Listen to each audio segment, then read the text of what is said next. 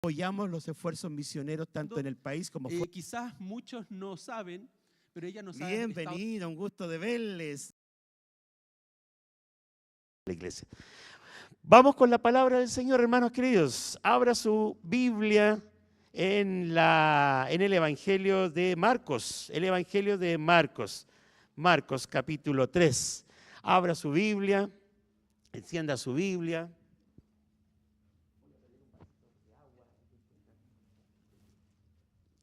Eso, estamos de aniversario, son 39 años, ya, así que vamos a mirar en el Evangelio de Marcos la palabra que nos invita a pensar y meditar en algo importante en otro día diría en esta mañana, ahora digo en esta tarde. Le pregunto a usted, a ver una pregunta.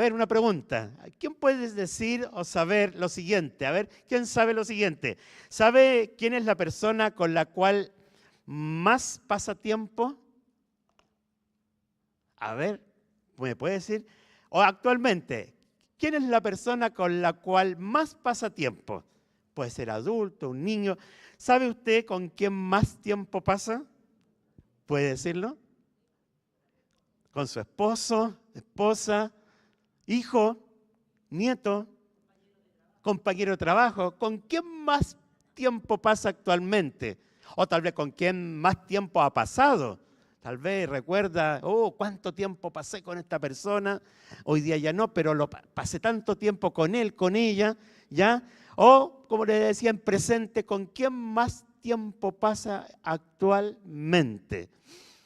Usted puede decirlo, no sé. Si tiene claridad para decirlo, ¿ya? Bueno, el tema de hoy se llama para estar con Él. Para estar con Él. Y está basado en Marcos capítulo 3, versículos 13 y 14. Marcos capítulo 3, versículos 13 y 14.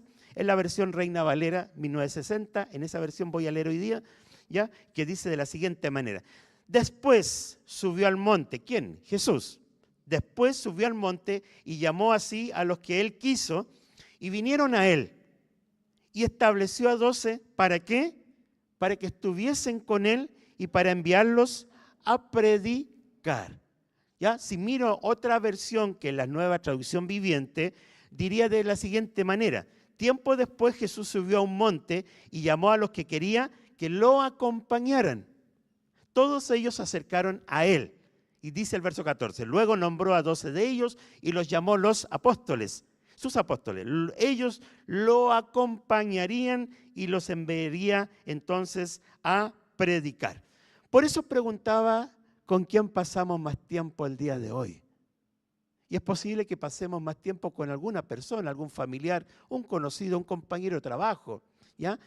Pero uno encuentra en la Escritura un deseo del Señor de pasar tiempo con los suyos. Un deseo, un esfuerzo, una concentración de que el Señor esté rodeado de aquellos a quienes Él llama. Estableció a esos 12 en aquella oportunidad para que estuviesen con Él, dice el versículo 14. Así que entrando en materia y mirando este pasaje bíblico, porque lo que procuramos es predicar la palabra desde el púlpito, veamos el primer aspecto de este relato. Ya está bien que pasemos tiempo con alguna persona y bastante tiempo, pero ¿cuánto tiempo pasamos con el Señor? La pregunta que me hago, y yo me la hago a mí mismo, y es posible que el Señor esté en ventaja comparado con el tiempo que paso con otra persona. Como puede que no, y alguien diga, yo paso conversando con el Señor todo el día.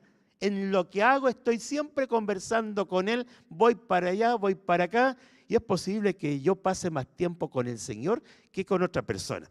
Veamos el primer aspecto en este relato, y el primer aspecto en este relato, hermanos, lo que quiero destacar es el hecho de estar con Él. Estar con el Señor es una realidad y debe ser una experiencia de todo aquel que se dice cristiano y cristiana, de todo aquel que dice que ha tenido un encuentro personal con el Señor.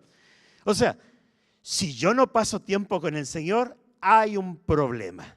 O nunca me he convertido al Señor, nunca he tenido un encuentro con Él, porque si no paso tiempo con Él es porque no hay una relación con Él. Si esto es así.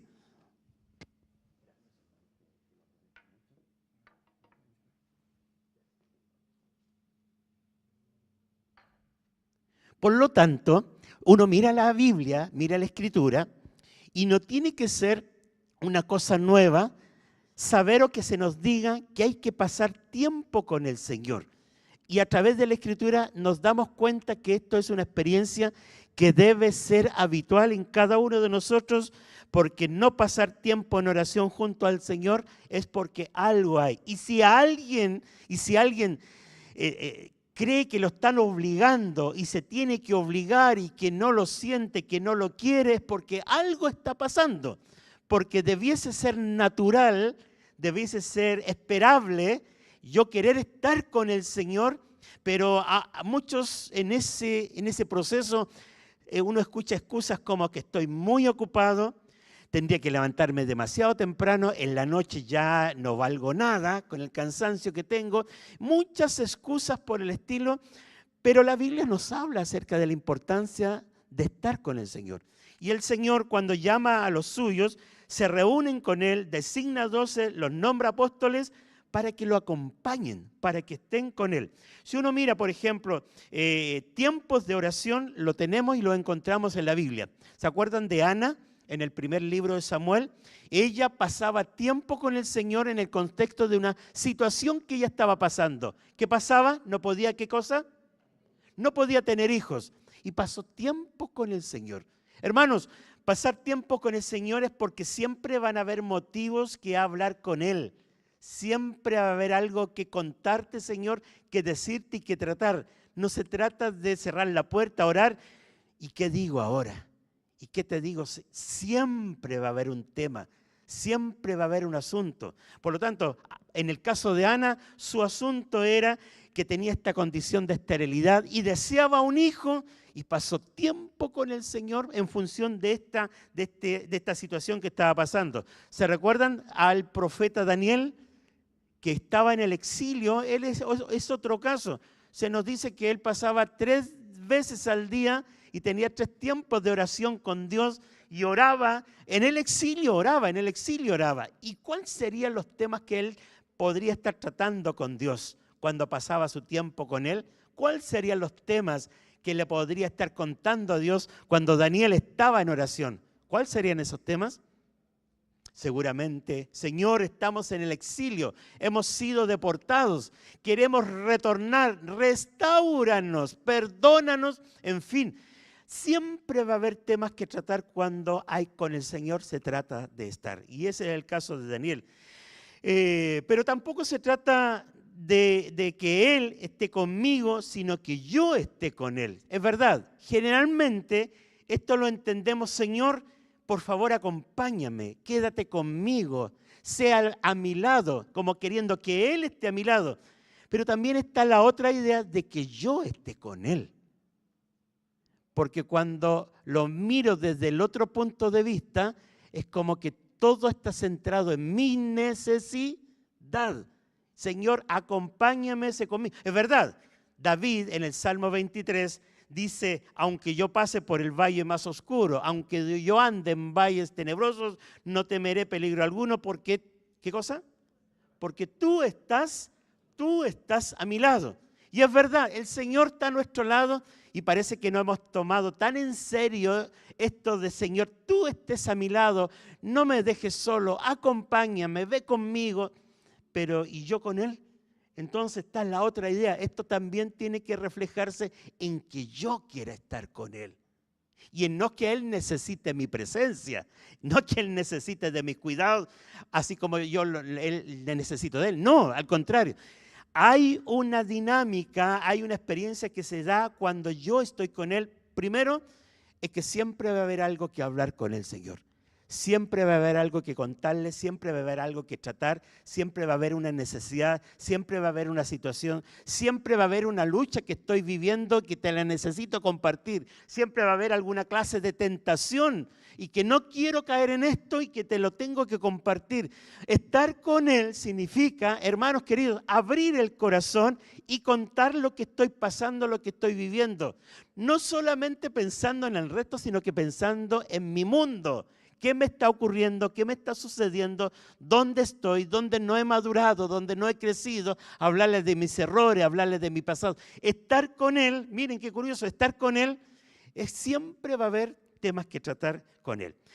Hermano, y quiero compartirles que hace un tiempo leí un libro que se llama Desde la sala de espera de mi viejo pastor. No sé si alguien lo había escuchado este libro, ¿ya? O el primer libro habla Lunes con mi viejo pastor.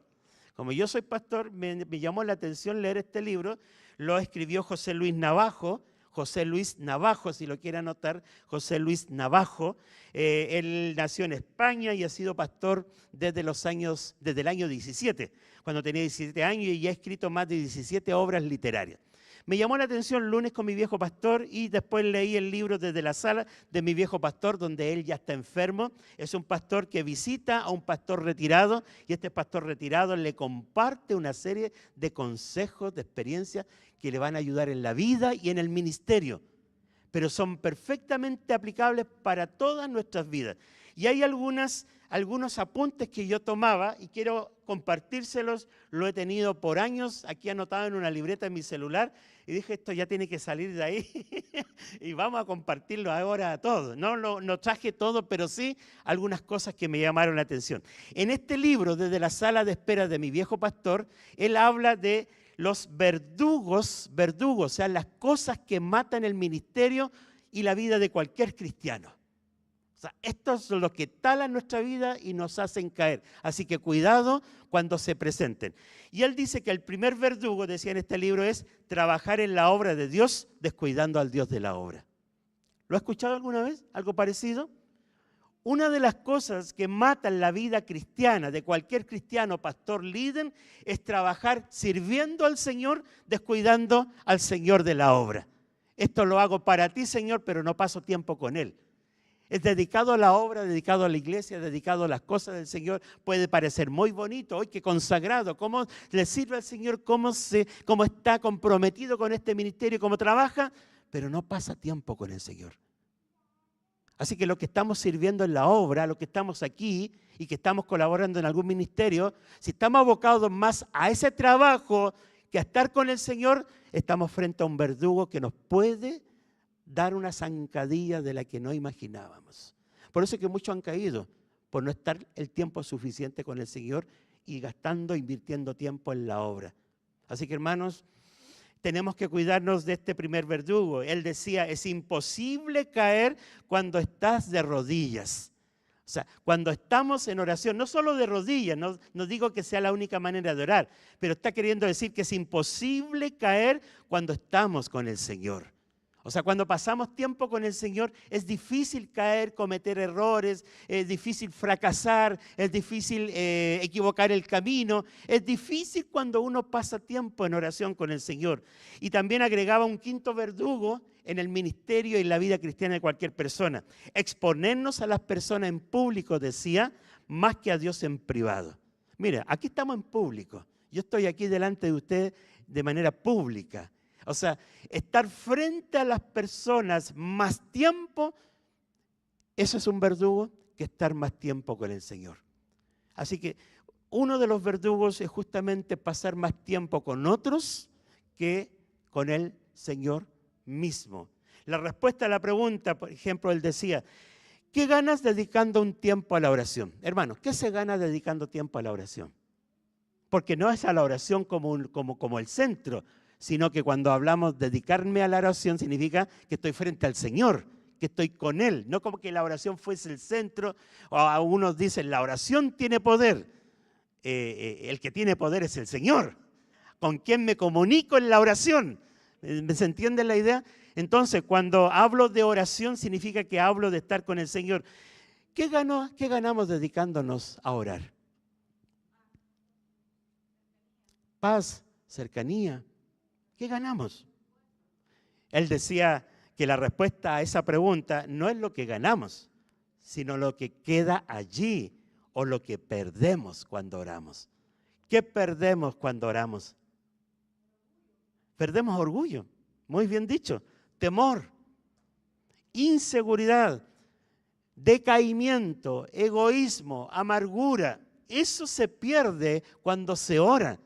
Cuando se sale de la oración, se sale más liviano, se sale despojado, se sale con otra actitud. Yo entro a la oración tal vez enojado, molesto, irritado, con mi esposo, con mi esposa, con mis hijos, con el vecino. Entro a la oración y en la oración pierdo todo eso. Me desprendo de todo esto. Bueno, si el autor de la carta a los Hebreos decía, despojémonos pues de todo peso, del pecado que nos asedia y corramos con paciencia la carrera que tenemos por delante. Pero esto no es una cosa mágica. Nadie se despoja del pecado, de los pesos, sino ora. La oración es el momento milagroso donde uno pierde.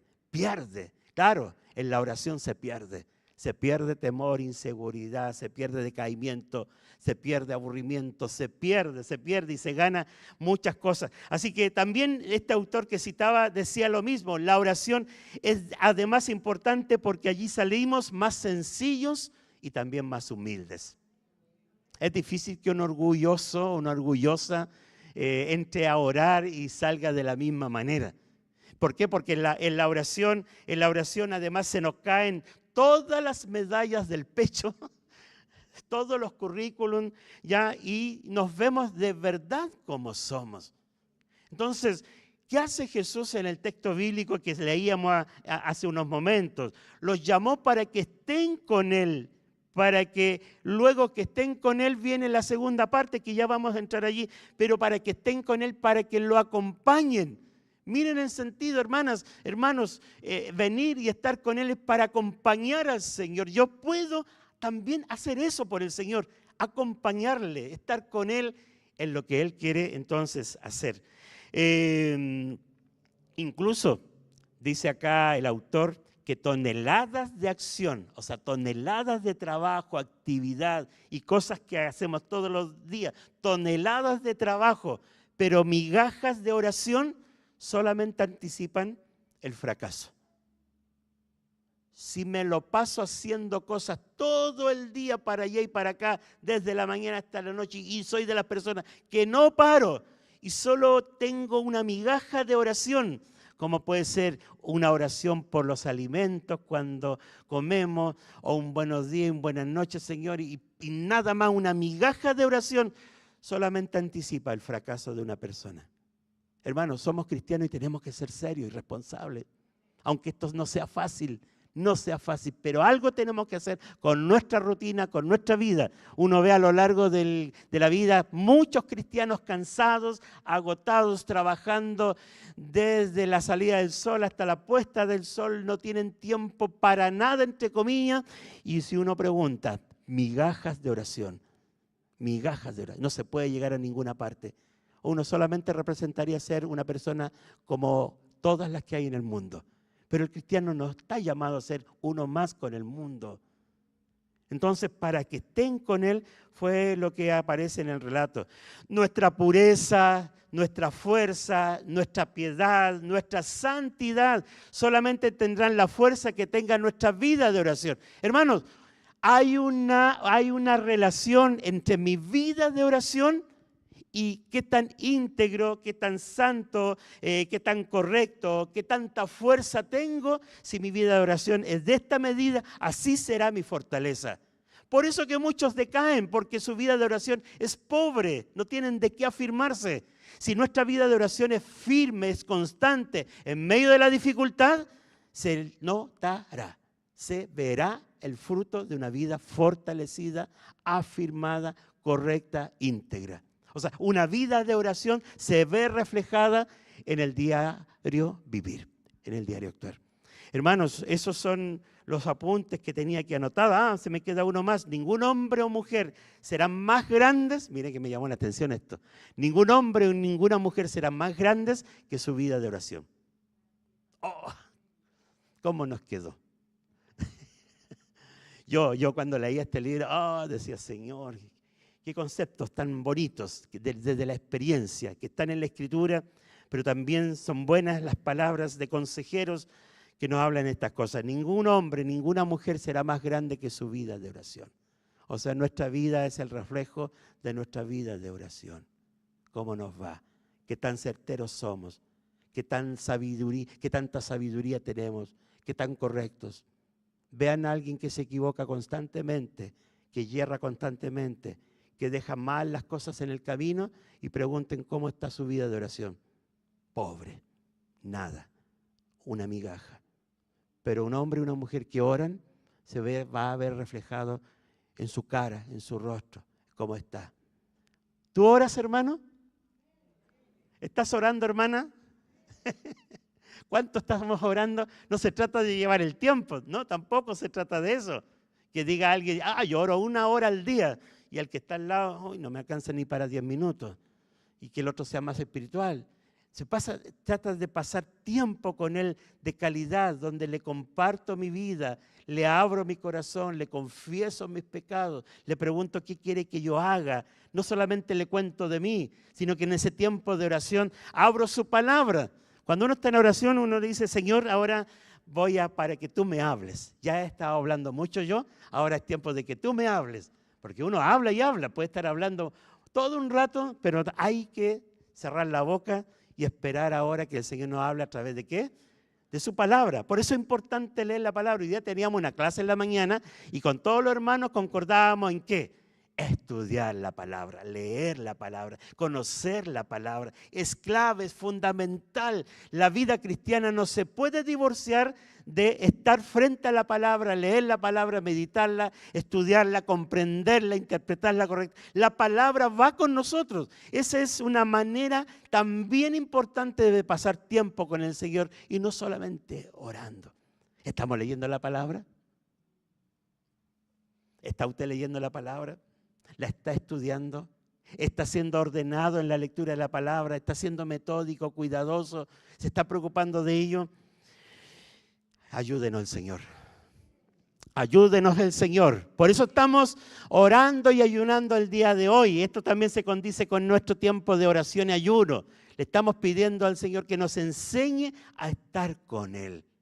Que nada de estas cosas que parecen importantes, relevantes, se interponga delante de nosotros y nos exijan atención. Hermanos, todos los días hay delante de nosotros cosas que nos exigen atención y nuestro tiempo de oración va quedando a un lado. No, hay momentos en que hay que decir freno, alto y colocar las cosas en su lugar, de pasar tiempo con Él. Hermanos, esa es la primera parte del relato. Pasar tiempo con Él, para estar con Él, estar en su presencia, orando, leyendo su palabra, reflexionando, meditando, preguntándole al Señor. Y si alguno está pasando alguna situación, algún tema, alguna necesidad, eso es tema para llevarlo en oración al Señor. Por usted, por alguien más, por alguna situación, ore por la iglesia. O sea, hay muchos temas que uno podría traer al Señor cuando ora. ¿Lo cree usted? Amén. Vamos con la segunda parte. El segundo aspecto en el relato, la segunda parte y final, es que el relato dice que Él designó a 12, los nombró apóstoles, ya vimos, para que lo acompañaran, estar con Él. Y la segunda es para enviarlos. Enviarlos. Primero estar con Él y luego anda. Momento, no vayas todavía si primero no hemos pasado tiempo con Él. Ese orden. No se puede ir a asumir una tarea, una misión, una encomendación, una responsabilidad.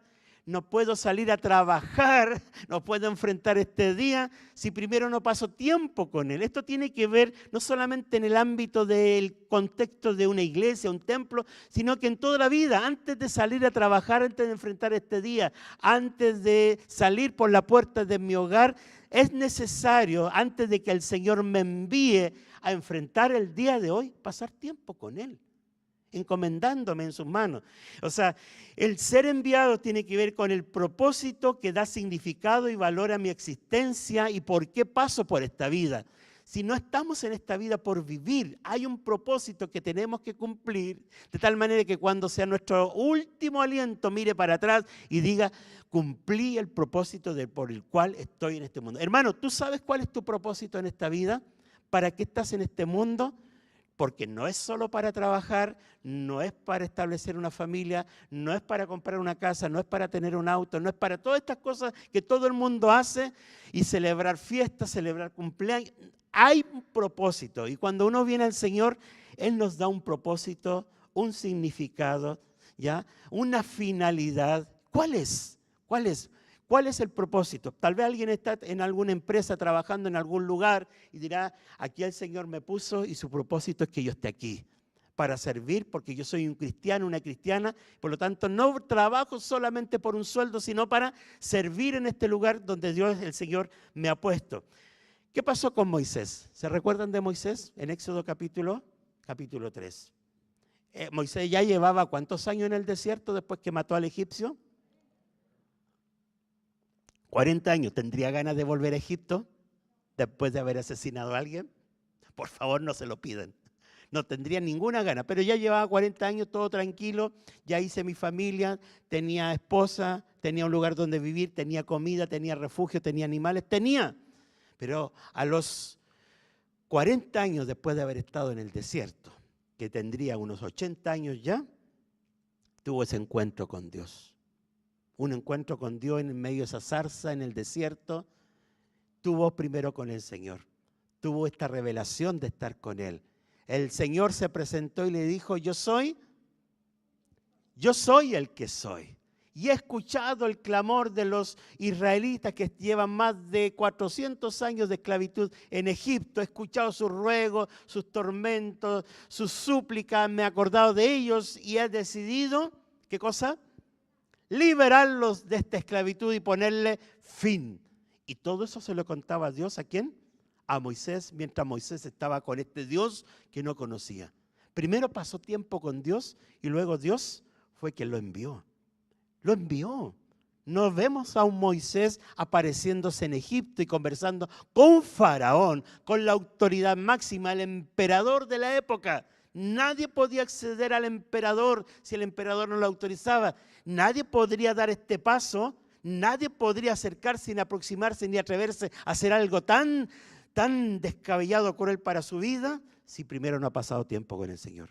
Hermanos, las cosas difíciles se enfrentan cuando estamos tiempo con el Señor. Lo difícil, lo doloroso, se enfrenta bien cuando pasamos tiempo con el Señor. Y este Moisés no habría sobrevivido si primero no hubiese estado tiempo con Él. ¿Se recuerdan que Pedro, ¿se acuerdan de Pedro? Viajemos en el tiempo, Nuevo Testamento, después que Jesús resucitó, Pedro lo había negado. Lo había negado. Y luego se encuentran con Jesús en la playa, no habían pescado toda la noche, el Señor dio la orden y sacan la barca llena de peces. Pedro lo reconoció y conversaron en la playa. Pedro, ¿qué pregunta le hizo Jesús a Pedro 3 veces? ¿Me amas? ¿Me amas? Después que lo había negado 3 veces. Es que no tocó el tema de haberlo negado. Es que no le preguntó, Pedro, ¿qué fue lo que te pasó? ¿No habías dicho que si era necesario yo iba a morir por ti? ¿No le cortaste la oreja al sirviente ese cuando lo fueron a arrestar? ¿No estabas tan valiente ahí? ¿Ya? ¿No estabas tan firme? No habló de eso. Ni siquiera tocó el tema, ni siquiera le preguntó. Fue al centro de su corazón. ¿Me amas? Y tuvo que pasar Pedro con Jesús, Jesús con Pedro, antes de, ¿qué cosa? De enviarlo. Y ese mismo Pedro es el que se levanta en la fiesta de Pentecostés en el libro de los Hechos, y después de que él predica porque se levanta con ese poder, con esa autoridad, que se convierten tantos ese día y se suman entonces a la iglesia. O sea, el fruto en la vida de un cristiano viene como consecuencia de pasar tiempo con el Señor. Y ese tiempo muchas veces va a ser tiempo a veces de restauración, de ser restaurados, transformados, perdonados, cambiados. Y pasó Pedro con Jesús Cuando Pedro le dice, Señor, tú lo sabes todo. O sea, una vida rendida, una vida entregada, que no confía en sí mismo, en su fortaleza y en lo que es y en lo que puede hacer, sino confía solamente en el poder de Dios, poder de Dios. Así que, hermanos, primero hay que estar con Jesús para luego entender a qué soy enviado, qué propósito tengo en la vida, para qué me quieres, Señor, qué quieres que haga, en qué soy útil para ti, en qué quieres que invierta mi vida. Tengo que pasar tiempo con Él. Así fue la experiencia de quienes, de estos hombres a quienes el Señor llamó para que estuvieran con Él, para que lo acompañaran, y luego que lo acompañaban y estaban con Él, los envió ¿a qué? A predicar. Bueno, y al final esa es la tarea de todos nosotros. Así que no nos preguntemos, Señor, ¿tengo que predicar? Es la tarea de todos nosotros. Señor, ¿tengo que guardarme de todo mal? Es la tarea de todos nosotros. Señor, ¿quieres que te sirva? Es la tarea de todos nosotros. Pero el Señor puede especificar, puede detallar, puede mostrarnos el camino, la ruta. ¿Dónde me quieres ver, Señor? Pero primero tengo que pasar tiempo con Él. Así que, hermanos queridos, cuando estamos en este aniversario de la iglesia, es trágico para una iglesia que no pasa tiempo con el Señor. Es difícil para un ministerio, para una iglesia que no ora y que no busca al Señor. Por eso es importante, y hago el llamado desde acá, sigamos fortaleciendo la oración en nuestras reuniones de ministerios. Cuando los varones se reúnen, cuando las mujeres se reúnen, los adultos jóvenes se reúnen, los jóvenes se reúnen, cuando Renacer Mujer se reúne, cuando Hogar de Niña, el ministerio se reúne, cuando Cesta de Amor se reúne, cuando el Ministerio de Finanzas, cuando Transmisión que está ahí arriba, cuando los ministerios de adoración se reúnen, no olviden qué cosa, pasar tiempo con Él. Antes de ponerse a tocar una guitarra, de tomar un micrófono, antes de recoger una ofrenda, antes de dirigir una reunión, antes de dar una reflexión, antes de programar, antes. Yo sé que la actividad nos va a demandar atención. Ya empecemos luego, partamos luego, que ya es tarde. Como siempre presionar, cuidado, cuando alguien nos presione, momento, no hemos orado. Una iglesia que ora va a ser una iglesia que siempre va a estar en pie, a pesar de las adversidades. Aunque un enemigo acampe contra mí, como decía la canción, no temeré, yo estaré confiado. Así que, estimados hermanos, al momento de concluir, solamente mi intención ha sido que pongamos estas dos cosas en su lugar, estos dos aspectos que el relato bíblico nos ha compartido y que dan sentido a nuestra vida. Primero, estar con Él. De tal manera que cuando termine cada día yo me pueda preguntar, hoy estuve contigo, Señor. Hoy, Señor, perdóname, ayúdame. Oh, he dejado que tantas otras cosas demanden mi atención y le he prestado mi atención a esas otras cosas, pero lo que de verdad me trae paz, me trae fortaleza, me hace tan bien, no lo he hecho hoy día. Perdóname, no puedo hacer la tarea de cada día si primero no estoy con Él. Así que, hermanos, oremos al Señor. Tengamos un momento de oración. Les invito ahí donde ustedes están, en función de lo que hemos escuchado. Cada uno sabemos cómo esta palabra pudo haber llegado a nuestra vida, a nuestro corazón. Cierra tus ojos, busquemos al Señor, pidámosle su ayuda. Que esta palabra haga vida en nuestros corazones y nos enseñe lo que cada uno tenemos que hacer. Padre, muchas gracias. Señor, muchas gracias te damos esta tarde ya. Muchas gracias porque tú eres bueno y gracias por ayudarnos a venir, ayudarnos a llegar acá. Señor, en este mes de aniversario estamos buscando hablar de todo aquello que es saludable para la iglesia. No solamente celebrar, no solamente que hayan globos, letreros, no solamente esto, sino que también reflexionar y pensar en las cosas que a una iglesia le hacen bien, que a los creyentes nos hacen bien, para que nunca perdamos, Señor, el norte, nunca perdamos la dirección, nunca perdamos el sentido, nunca nos extraviemos, porque cuántas iglesias, cuántos templos se han cerrado y han muerto y han quedado en el pasado, en el olvido, porque olvidaron a quién servían, olvidaron en quién creían, olvidaron quién era el primero en todo. Por eso, Padre, te rogamos y te pedimos que nos ayudes. Esos 12 hombres fueron sacados de lo que hacían para que estuvieran contigo. Y cuando empezaron a estar contigo, comprendieron a qué eran enviados. Señor, a veces tomamos el envío, tomamos las actividades, la tarea en primer lugar, pero nos hemos saltado estar contigo. Señor, perdónanos por desordenar las cosas. Perdónanos por querer establecer nuestro propio orden. ¿Cuántos de los que estamos aquí establecemos nuestro propio orden y no hemos hecho lo que el Señor dice que hagamos, por dónde hay que partir? Busca primeramente el reino de Dios, dice la palabra. Busca primeramente a Dios, busca primeramente el reino de Dios y su justicia, y todo lo demás será añadido. Primero estar contigo, Señor. Ayúdanos en los ministerios de la iglesia, en cada grupo que se reúne, cada tiempo que pasa la iglesia reunida acá, Señor, durante la semana. Primero estar contigo, ayúdanos, primero estar contigo, que esto sea el fundamento, que esto sea el principio, que esto sea lo que nos norme estar contigo, Señor, y de verdad que el milagro ocurre, como alcanza el tiempo para todo lo demás. Gracias, Señor, gracias, Padre. ¿Alguno quisiera tomar un compromiso para ordenar su vida y decir, Señor, a partir de ahora quiero partir por estar contigo? Antes de cualquier cosa, estar contigo. Me gustaría orar por ti, por quienes quisieran levantar su mano para tomar un compromiso a esta hora. ¿Quisieras tomar un compromiso? Amén, Dios te bendiga. ¿Alguien más? Amén, Dios te bendiga. Dios te bendiga. No te voy a hacer pasar, solamente levanta tu mano. Me gustaría orar por quienes a partir de hoy día quieren hacer este compromiso de primero estar con el Señor. ¿Quieres levantar tu mano? Me gustaría orar por ti. Amén. Baja tu mano. Señor, míranos en esta hora. Yo también levanto mi mano junto con quienes la levantaron para pedirte, Señor, ayúdanos. Porque sabemos que hay mucho que hacer todos los días.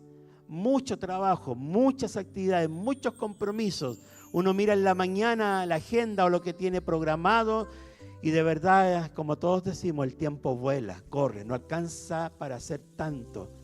Pero Señor, aunque esas actividades, esos compromisos demandan que le atendamos de manera inmediata, ayúdanos a dejarlas allí en espera para poder estar contigo. Ayúdanos, Señor, pasar tiempo contigo, compartiéndote la vida, compartiéndote el corazón, compartiéndote y derramándote, Señor, nuestra vida para también escuchar lo que nos tienes que decir. Siempre hay palabra para nosotros, siempre hay consejo, puede incluso ser una reprensión, ser una corrección, ser una exhortación, pero siempre hay palabra. De tal manera que cuando salgamos de ese lugar de estar contigo, salgamos libres. Libres, Señor, de todo peso, de toda carga, de toda angustia, preocupación, de toda ansiedad, Señor. Perdamos estas cosas, las cuales queden, Señor, a los pies de la cruz.